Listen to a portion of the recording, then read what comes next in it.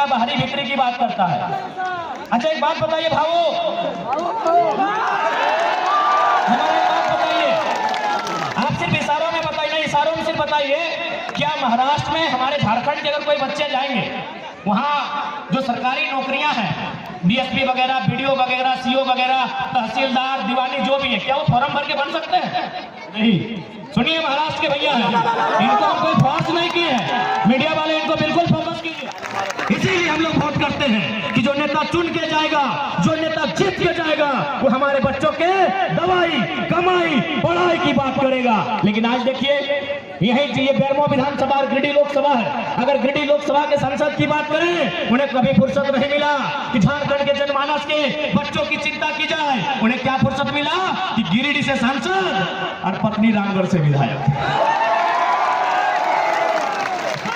अब बात करते हैं बेरमो के विधायक की, मुख्यमंत्री के सारों की। बेरमो से विधायक पिताजी आज उनके दुनिया में नहीं है, उनको नमन करते हैं। लेकिन सवाल यहां है बेरमो के विधायक का, खुद बेरमो से विधायक, दादा है या विधायक, और भोगी धनबाद से लोकसभा के प्रत्याशी। भोगी यानी विधायक जी के पत्नी धनबाद से लोकसभा, ये एमएलए वो एमपी के चुनाव लड़ रहा हो। दियो के गजबे ट्रेजेडी हो, ये गिरिडीह लोकसभा और बेरमो विधानसभा के कहानी गजबे हो। एगो के पति सांसद, पत्नी विधायक, एगो के पति विधायक और पत्नी सांसद के प्रत्याशी। माने तोहनिए घर गोष्ठी सब तोहनिए, कोयला भी तोड़, बालू भी तोड़, लोहा भी तोड़, ढेका भी तोड़, पत्थर भी तोड़, और हमारे पति माछ।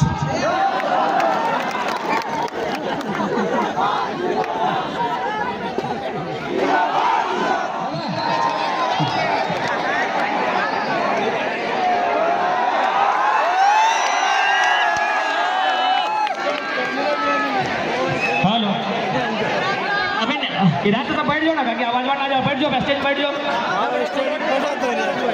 हाँ बैठ जाओ, तो बैठ। तो सबसे पहले आज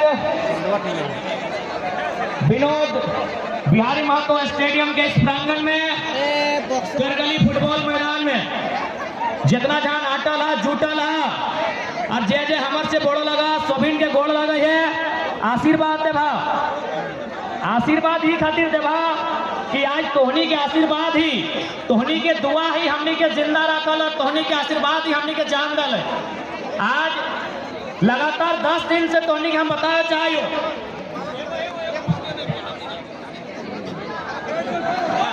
लगातार 10 दिन के तोहनी के हमें अपन शेड्यूल बतावे चाहिए कि हमने 10 दिन कैसन बीतल है। केवल हमारी ना, हमने संगठन में जितना भी साथी हो, पिछला 10 दिन की बात करवा तो कोई ऐसा दिन ना है जो हमने 4 बजे और 5 बजे बिहान सुतली।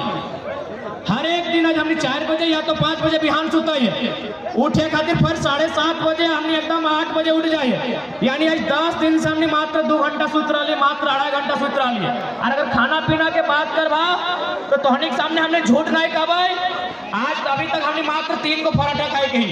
तो सह खातिर तोहनी का आशीर्वाद बहुत जरूरी हो। तोहनी अगर आशीर्वाद नहीं देवा तो हमने जिंदा नहीं रहो, तोहनी का आशीर्वाद हमनी के जान दे। और सबसे महत्वपूर्ण बात, तोहनी का आशीर्वाद ये खातिर भी कि आज देख सकल हा कि किस प्रकार से शासन प्रशासन में बैठल लोग हमने पीछू लागल है। सदिन बोकारो के 1 मई तोहनी के याद हो ना दीदी साहब, खासकर चपड़ी वाला दीदी साहब, तोहनी वीडियो है। 1 मई बोकारो नॉमिनेशन के दिन तोहनी की याद है, तो जो कि हम थोड़ा सा हिंदी में संबोधन कर देते हैं। बहुत सारे सीआईएसएफ के जवान भी आए हैं, उनको भी सुनना चाहिए कि झारखंड के साथ कैसा अन्याय होता है। थोड़ा सा हम हिंदी में संबोधन करेंगे। 1 मई को जब हम नॉमिनेशन करने के लिए गए थे, 3000 पुलिस हमको अरेस्ट करने के लिए गई थी। मैं आज इस भीड़ से एक सवाल पूछना चाहूंगा, हम लोग का अपराध क्या है? मैं आप लोगों से एक सवाल पूछना चाहूंगा कि हम लोग का अपराध क्या है, हम लोग का गुनाह क्या है? क्या हम लोग आतंकी है, नक्सली है, अपराधी है, चोर गुंडा मवाली क्या है? हम लोग 3000 पुलिस गए थे हमको अरेस्ट करने के लिए। हम लोग का अपराध क्या है कि आज से 2 साल 2.5 साल पहले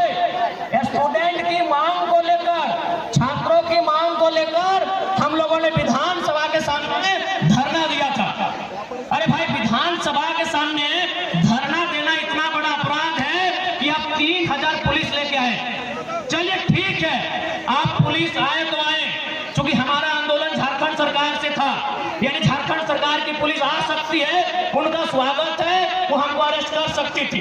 लेकिन एक सवाल, यहाँ सीआरपीएफ के भी जवान बैठे हैं, वहाँ सीआरपीएफ की पुलिस आई थी। सीआरपीएफ क्यों आई थी? एक सवाल हमको दीजिए, हम बहुत कम उम्र का लड़का है। सीआरपीएफ क्यों आई थी वहाँ?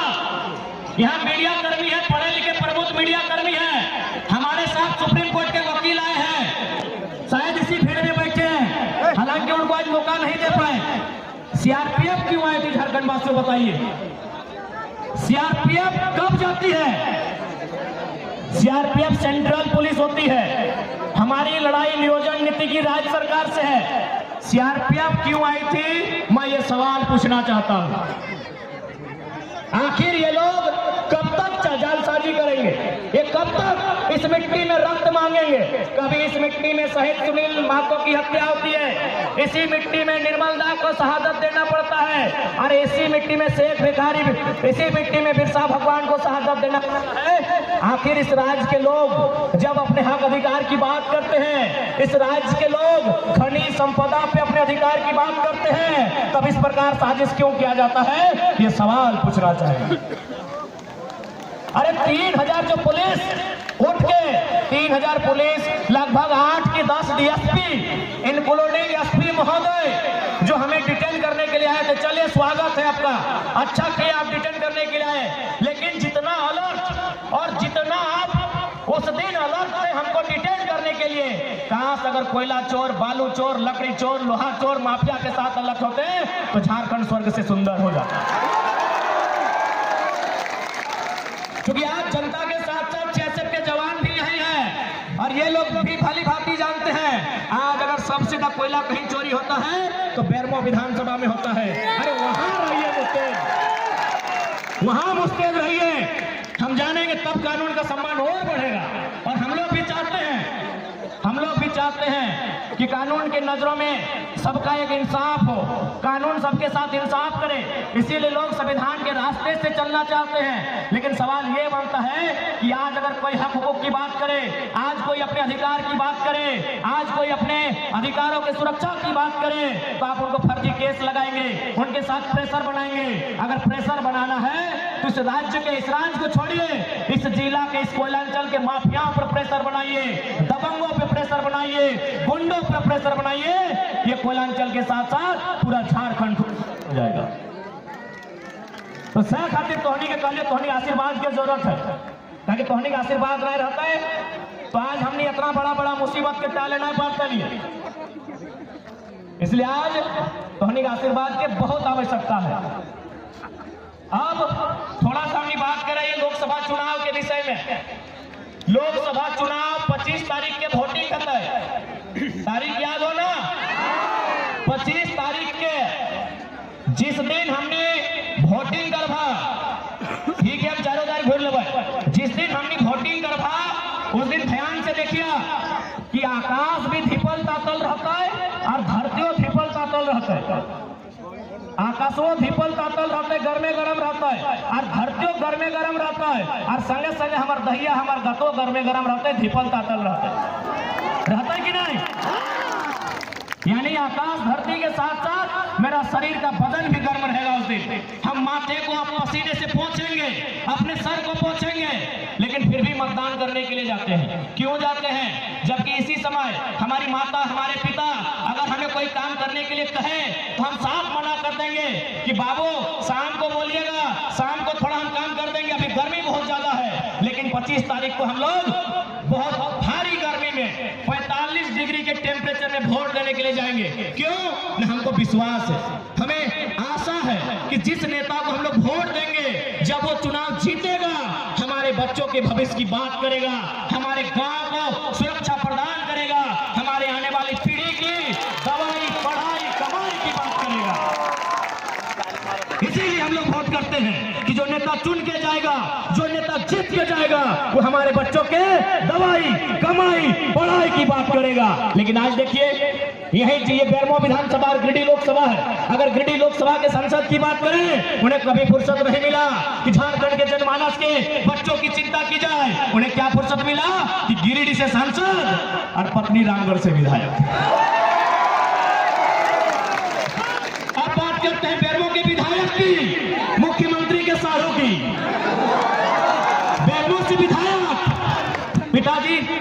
दुनिया में नहीं है उनको नमन करते हैं। लेकिन सवाल यहाँ है बेरमो के विधायक का, खुद बेरमो से विधायक, दादा है यहाँ विधायक और भोगी धनबाद से लोकसभा के प्रत्याशी। भोगी यानी विधायक जी के पत्नी धनबाद से लोकसभा, ये एमएलए वो एमपी के चुनाव लड़ रहा हो, दियो के गजबे ट्रेजेडी हो। ये गिरिडीह लोकसभा और बेरमो विधानसभा के कहानी गजबे हो। एगो के पति सांसद, पत्नी विधायक, एगो के पति विधायक और पत्नी सांसद के प्रत्याशी। माने तोहनिए घर गोष्ठी सब तोहनिए, कोयला भी तोड़, बालू भी तोड़, लोहा भी तोड़, ढेका भी तोड़, पत्थर भी तोड़, और हमारे पति माछ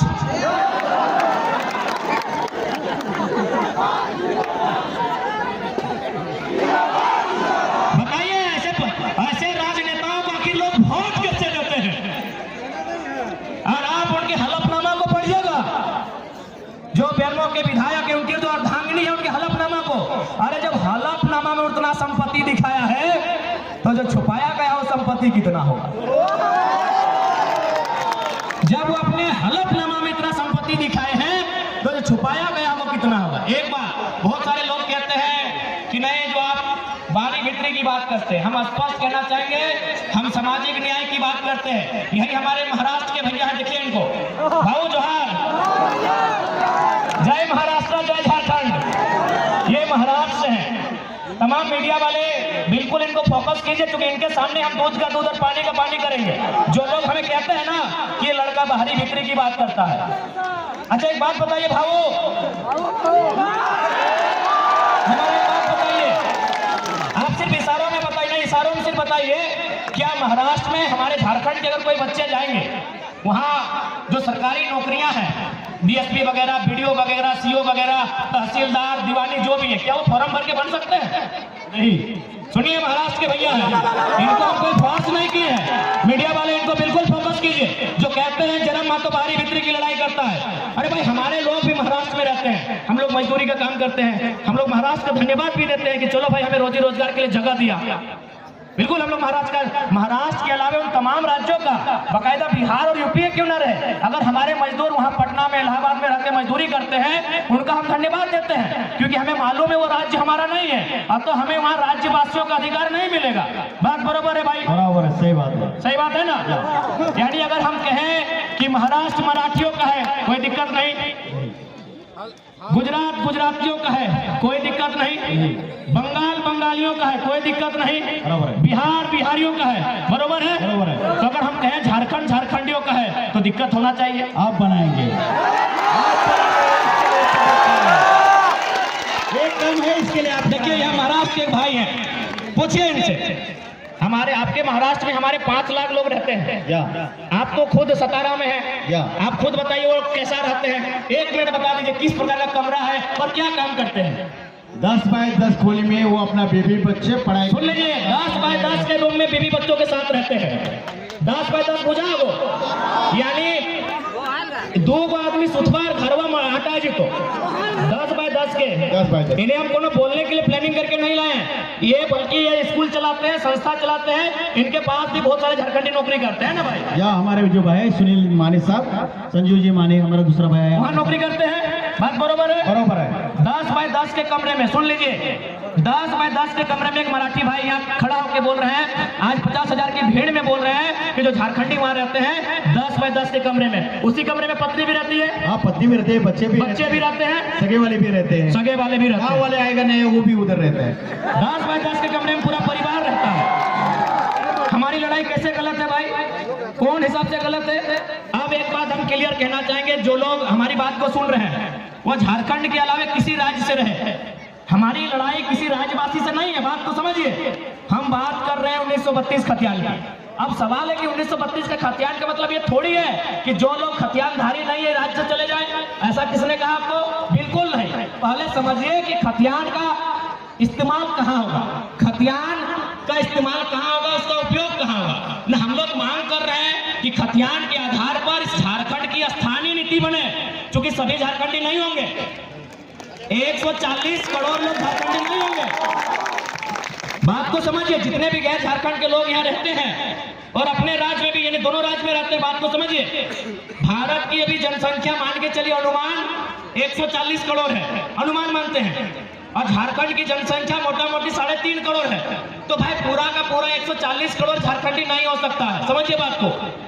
140 करोड़ जो भारत की जनसंख्या है वो सबके सब झारखंडी नहीं हो सकते हैं। तो झारखंडी कौन है? तो जो झारखंड के भूभाग में रहते हैं। तो हमारे खतियान आधारित नीति का मतलब है कि इस राज्य के जो मूलवासी हैं, इस राज्य के बाहर जिनका सरकारी नौकरी के अलावे किसी सरकारी दस्तावेज में कोई नाम नहीं है, क्योंकि बहुत कोई रेलवे का नौकरी करते हैं, कोई इलाहाबाद में है, कोई कानपुर में है, कोई कर सेंट्रल नौकरी कोई कहीं कर सकता है, तो वहां सरकारी नौकरी में उसका नाम हो सकता है, लेकिन उसके अलावे उसका नाम किसी दस्तावेज में नहीं है। वो मूल रूप से झारखंडी है, जिनका सिर्फ और सिर्फ यही नाम है, यही दस्तावेज है, यही घर है, यही मकान है, यही सब कुछ है।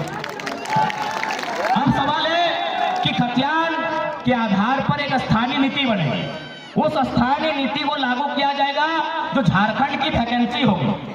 झारखंड की वैकेंसी मतलब दरोगा, चपरासी, होमगार्ड, जिला पुलिस, जेपीएससी, जेएसएससी, यानी झारखंड सरकार जो नौकरी निकालेगी, झारखंड सरकार जो बहाली लेगी, उस बहाली में लागू होगा कि जिनके पास स्थानीय प्रमाण पत्र है वही लोग फॉर्म को भरेंगे। इसका मतलब थोड़ी कि आप यहाँ व्यापार नहीं करेंगे, आप यहाँ काम धाम नहीं करेंगे, आप यहाँ रोजी रोजगार नहीं करेंगे, आप यहाँ कंपनी फैक्ट्री में काम नहीं करेंगे।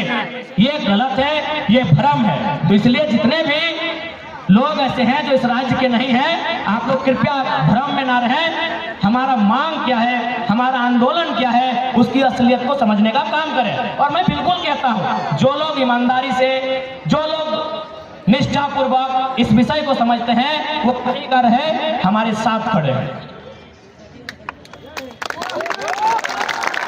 और साथ ही साथ इसलिए उस भ्रम से आप बाहर निकलिए। बाकी हमारा डिमांड क्या है? निजी क्षेत्र में 75%, यानी 25% में बिहार, यूपी, बंगाल, उड़ीसा के कहीं के लोग आए। स्वागत है आपका। निजी क्षेत्र का मतलब है प्राइवेट सेक्टर।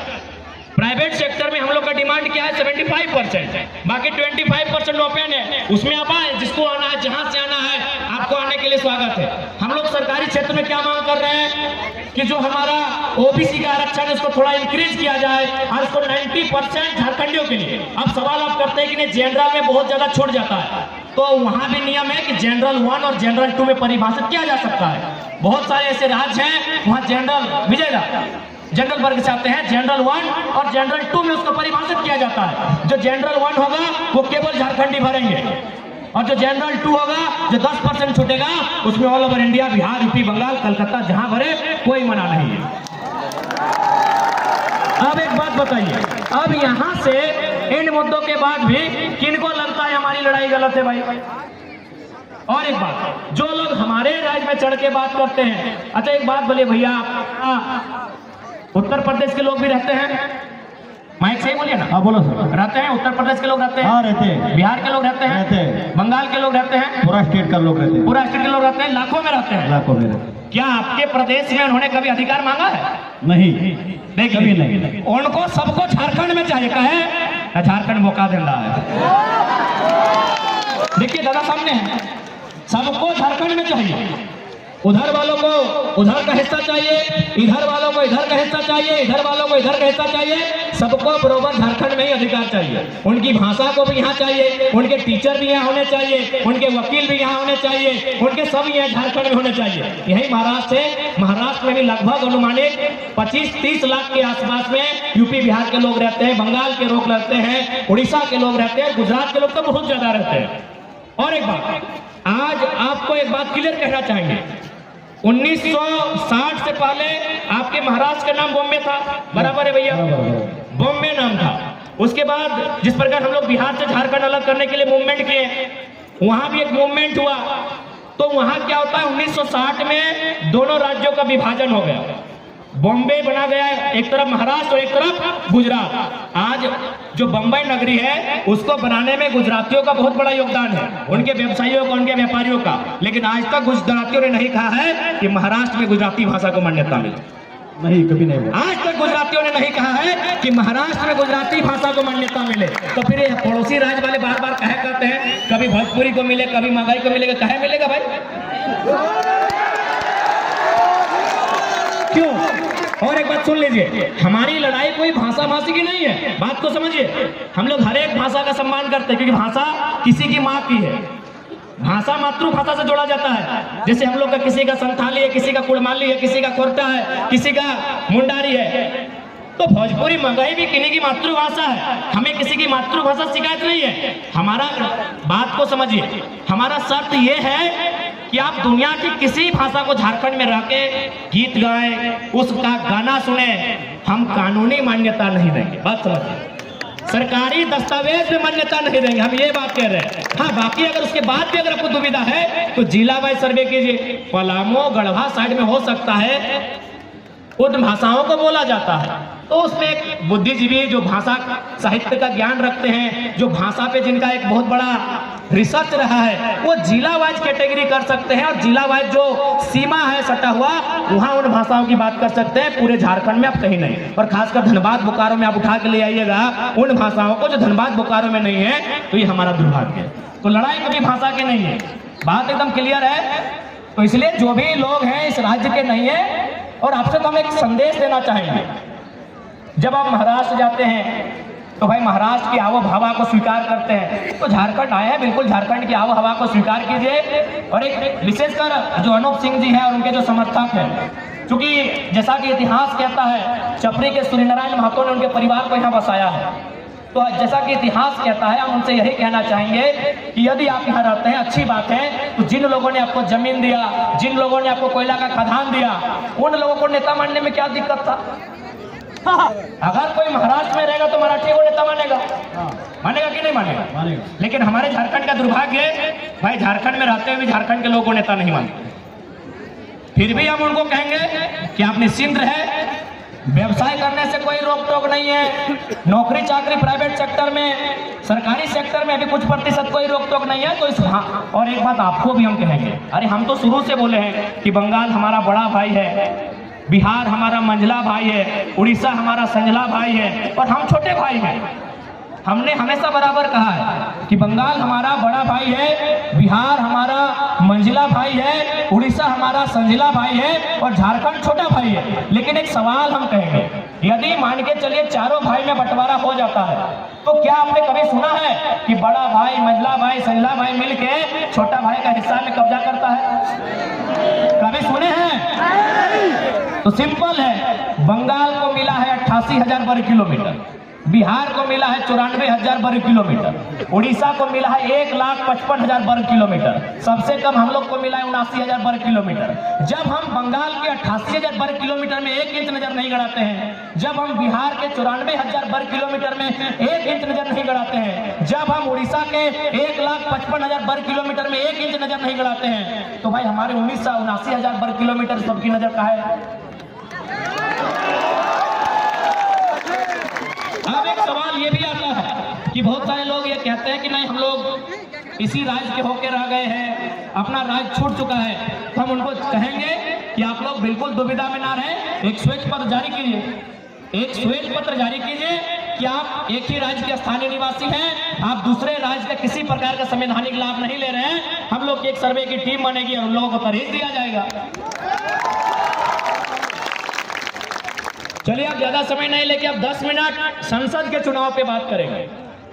बहुत सारे लोग कहेंगे कि हमारी लड़ाई मांग सही है कि नहीं है, तो स्पष्ट कहेंगे कि भारत के संविधान में आर्टिकल 371A में साफ साफ लिखा है कि नागालैंड नागाओं का होगा। नागालैंड में अगर प्रधानमंत्री भी कुछ कानून बनाएंगे तो नागालैंड की विधानसभा से परमिशन लेंगे। तो ऐसा नहीं कि ऐसे कानून नहीं है देश में, ऐसे कानून इसी देश में है, इसी देश के संविधान में ऐसे कानून है। बस हमें आवश्यकता है कि सदन में अपनी दुर्दशा को, अपनी दर्द को, अपनी पीड़ा को मजबूती के साथ प्रस्तुत करने की। अब हमने अपन भाषा में बोला। अब सवाल ये है कि संसद के चुनाव, तो संसद के चुनाव ई खातिर है कि जे हमने राज्य के मुद्दा जो सेंट्रल में हल भय सकल है, जैसे यहाँ कोल के मैटर है, यहाँ विस्थापन के मैटर है, यहाँ और भी जो चीज है जो सेंट्रल में हल भय सकल है, और प्रमुखता से हमने के संसद लेके दी। जैसे मान के चल, यदि हमनी के शिकायत है, एक एक आम व्यक्ति के सरकार से, दिल्ली के सरकार से शिकायत है, तो हमनी दुनिया में यूरोप या एक आध कंट्री ऐसा है वहाँ जनता डायरेक्ट जाके संसद में बैठा है और नियम बनवा है, लेकिन हमने देश की आबादी बहुत ज्यादा है, जनता डायरेक्ट अगर संसद में बैठे लगता है तो संसद ब्लास्ट हो गई। 1.5 अरब आदमी अगर डायरेक्ट नियम बनवे संसद जीता है तो संसद ब्लास्ट हो लेते है। तब इस देश में एगो व्यवस्था बना कि कि जनता 15 लाख में, 12 लाख में, 20 लाख के बीच से एगो नेता चुनते। प्रत्येक 15 लाख में एवरेज मान के चलते हैं कि प्रत्येक 15 लाख मतदाताओं के बीच से एक नेता चुना जाएगा, उसका नाम रहेगा मेंबर ऑफ पार्लियामेंट, सांसद, और वो क्या करेगा, उस समस्याओं को लेकर दिल्ली आएगा। जैसे हमने एक समस्या रहा, कोई गांव की समस्या रहा है तो मुखिया जी सबसे साइन करे कि वीडियो यहाँ जाए, गोटे गांव उठ के ना जाए। अगर बिजली की समस्या रहा है तो गांव के 5-10 को पढ़ल लिखल लड़का गांव वाला से साइन करके बिजली ऑफिस जाए। अगर मास्टर से कोई प्रोफेसर से समस्या रहा है तो 4 को 5 को लड़का और से मिला है, पूरा गांव उठ के ना जाए। तो ठीक उसी प्रकार 15 लाख में, 17 लाख में, 12 लाख में, 16 लाख में, 14 लाख में एक MP चुनेंगे जो जनता के समस्या के उठाए के दिल्ली लेके जीता और दिल्ली से होकर अधिकार लेके गाँव वापस आए। यानी जनता और संसद भवन जो दिल्ली में है और जो जनता है, एक बीच के जो कड़ी लगा नाम संसद है।